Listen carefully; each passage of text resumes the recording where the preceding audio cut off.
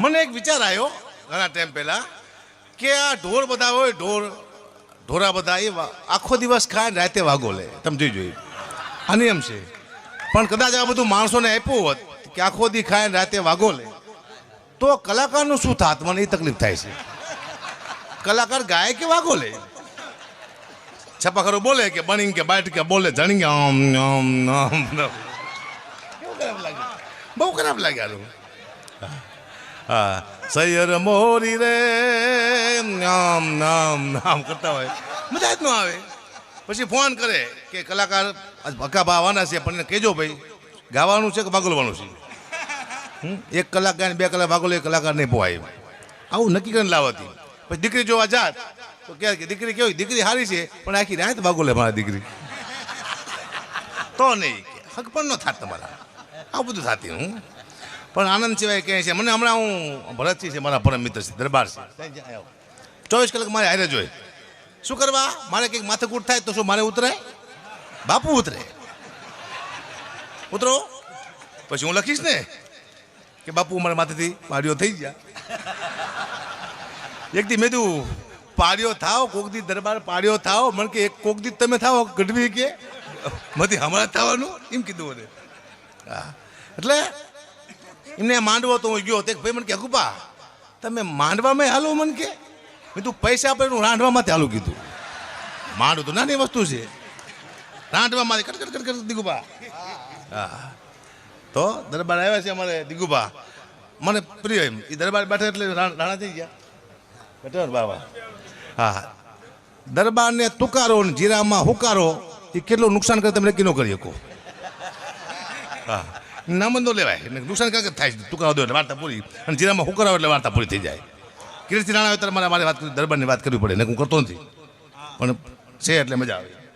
હા હમણાં એક બેને મને પૂછ્યું, મને કે અકુબા તમે બહુ જ્ઞાની છો? મેં કીધું નહીં, થોડું ઘણું જાણો. મેં થોડું ઘણું જાણું. મને કે દુનિયાનો શેડો ઘર છે તો ઘરનો શેડો કયો? એ મને ખબર. ના ના કે કોત તે ઘરનો શેડો કયો? મેં બેન નથી ખબર. કે કોત તે ઘરનો શેડો કયો? મેં તો છૂટા છેડા. હા એક જ છૂટો છેડો હે, એ ઘરનો છેડો છે. હા ભસાનો વાર્તા પૂરી. મને ખબર હોય, મને ખબર મારો ધંધો છે બસ. આનંદ સિવાય કઈ કર્યા જ નહીં. સારું એવું સાઉન્ડ એટલે ડીકે સાઉન્ડ. ગુજરાતનું બીજા નંબરનું કોઈ સાઉન્ડ હોય તો આ ડીકે સાઉન્ડ. તારીના કરાતી વધાવો. પહેલા નંબરનું કહ્યું છે મને ખબર નથી, પણ બીજા નંબરનું આ. હા અને હું આનો ટૂંકમાં મારું ઘર છે. દિલીપસિંહ, સરદારસિંહ આ બધા મારા મિત્ર છે. અને એક અમાસ હું ચૂકો નથી. કદાચ ભવિષ્યમાં એટલા વાર મેં કદી ચૂકી ગયો મને ખબર નથી ને કે આજ મારા સગા ફૈબા ઓફ થઈ ગયા છે છતાં હું હાજર થઈ ગયો. બોલ્યા તો બોલ્યા, વાત પૂરી થઈ ગઈ. ને ફૂઈ મરજીને હાસ્ય ન કરે પણ કરું છું, કરવું પડશે. મારો ધંધો છે ને. હા મારા બાપુને મૂકતો હું કોઈને મૂકું? વધુ હાસ્ય હવે હું મારા બાપુ માથે અને છેલ્લે કલાકાર માથે કરું. કારણ કે હવે કલાકારને માથે વિશ્વાસ છે કે મને માફી નહીં મગાવે કલાકાર, એટલો વિશ્વાસ છે. હવે અમે એવું શીખે છીએ કલાકાર. અમે એમ કે તાળી પાડો તો તમારે તાળી પાડવાની. અમે એમ કે આમ હાથ ઊંચા કરો તમારે હાથ ઊંચા કરવાના. અમે એમ કે ફોન લાઇટ ચાલુ કરો તો તમારે ફોનની લાઇટ ચાલુ કરવાની. તમને ખબર ન પડે કે તમે ડાયરામાં આવ્યો છો કે દાડી આવ્યો છે. ખબર તો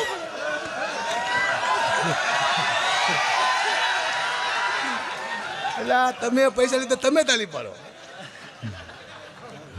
એ વાત છે. પણ ખબર મેં નથી કીધું, હું શીખું હમણાં.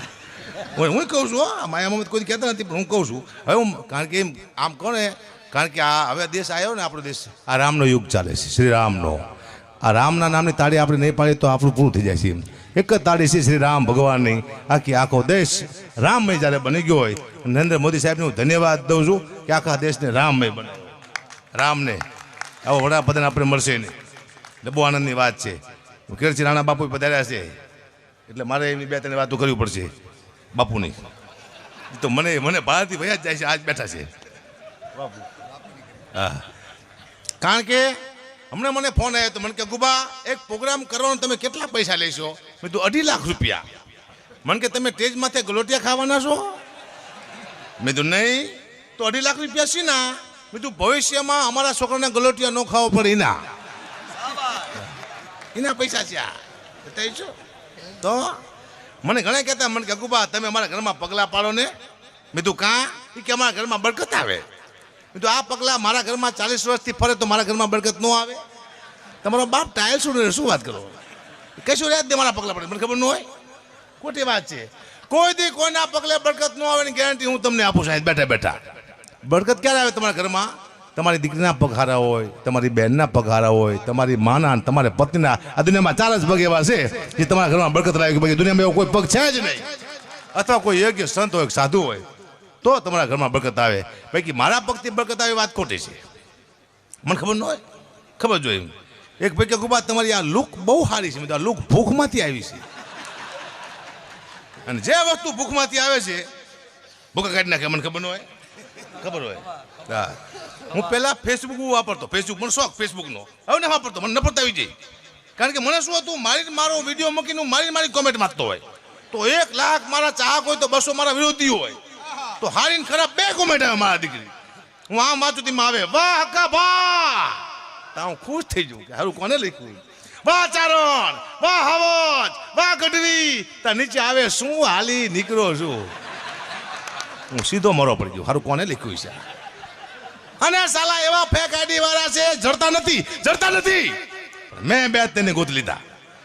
તે મારા હગાવાળા નીકળ્યા. બોલો, મારા મામા દીકરો કાઢી દીધો મા હમાની મને કોમેન્ટમાં સાંભળતો તો. દુઃખની વાત છે પણ મારે કરવી પડશે. વાહ. પાછો એમાં હવે 2 નિશાની આવે જોઈજો ફેસબુકમાં. એક આમ આવે એટલે ગયું, આમ એટલે ન ગયું. મારો આખો વિડીયો જોઈને મારા દીકરા આમ કરે. એટલે મેં તું આમ કરો, તમને વાંધો શું છે? મારા બાપુ આમ કરી જાય, તમે એકવાર આમ તો કરો. કરતા નથી. દુઃખની વાત છે પણ મારે કરવી પડશે. આવી મારી પાસે દુઃખની વાતો ઘણી છે. હા, હમણાં ઓલી રમી રમાય છે. મને ફોન આવ્યો, મને કે એક તમારે એડવર્ટાઈઝ કરવાની છે. મેં કીધું શું? તમારો વિડીયો મૂકવો પહેલાં તમારે બોલવાનું યુટ્યુબમાં કે રમી રમો. હું ન બોલી શકું, હું ગુજરાતને એમ ન કહી શકું કે તમે જુગાર રમો એમ. અને ઓનલાઈન રમી રમાય તમે બધા જાણો છો. એમાં હજી કોઈ જીતું જ નથી. હું બધાને ના પડ્યું, ધંધો કોઈ કરતા નહીં. એમાં કોઈ નથી જીતો, હું ખુદ નથી જીતો ને. મેં નથી જીતો, જીતતા નથી કોઈ રમીમાં. મુનાભાઈ કોઈ જીતું નથી. હા, તે મને કહેવાય એની એડ્રેસ સમજો બહુ મસ્ત છે. હું રમી રમું છું સાહેબ, હું ભાડે રહું છું. પછી મેં મારા મકાન માલિકને શીખડાયું રમી રમતા. અત્યારે હું ને મારો મકાન માલિક 2 ભાડે રહી છીએ. રમી છે સાહેબ. તમે નહીં માનો, મારો મામા દીકરો રમી રમતા શીખ્યો, બહુ ગરીબ હતો. એ ત્યારે ભિખારી થઈ ગયો છે. રમી છે. મારા મિત્ર છે કુલદીપભાઈ, એક સાહેબ છે, મારા ભાઈ છે એટલે હું કહું નહીં. પીઆઈ છે ભાઈ, તે એક વિરલદાન છે મારા મિત્ર, મારા ભાઈ જ છે. 2 પીઆઈ. 2 જણાએ મને કોન્ફરન્સમાં લીધો હમણાં. કુલદીપભાઈ ગગુબા, એક સાહેબનો આપણે પ્રોગ્રામ કરવાનો છે અને કંઈ અહીંયા લેવા નથી, હું સમજી લઈ શકીએ. તો બીજા પીઆઈ ગગુબા, હું સમજી લઈ શકીએ. આ સાહેબ કુલદીપભાઈ ગગુબા અહીંયા નો રહેતા, હું સમજી લઈશ. ઓલા પીઆઈ કે હું સમજી લઈશ. બીજું એક કામ કરો, હવે હું સમજી ગયો છું કે આપણે કંઈ લેવાનું જ નથી. કંઈ તમે શું મતલબ, હું ખુદ સમજી છું. દુઃખની વાત છે. હમણાં જુગાર રમતા હતા ને, એક જણા 3 નાની આવી. હવે 3 નાની એટલે મોટી વાત કહેવાય જુગારમાં. પછી એમ થાય આપણે કોઈ જીતી જ નહીં શકીએ. 3 નાની આવી, ખુશાલ થઈ ગયો. પણ ઉપર પોલીસ આવી જાય ખબર નહીં, માથે પોલીસ આવી જાય છે, એને ધ્યાન જ નતું એનું. આમ 3 નાની આવી ને કે આમ જોયું કે ઓહો, બોલો આખો ટોન બદલી ગયો. હા, હું થઈ ગયો. ના ભૂલી જ પાછું.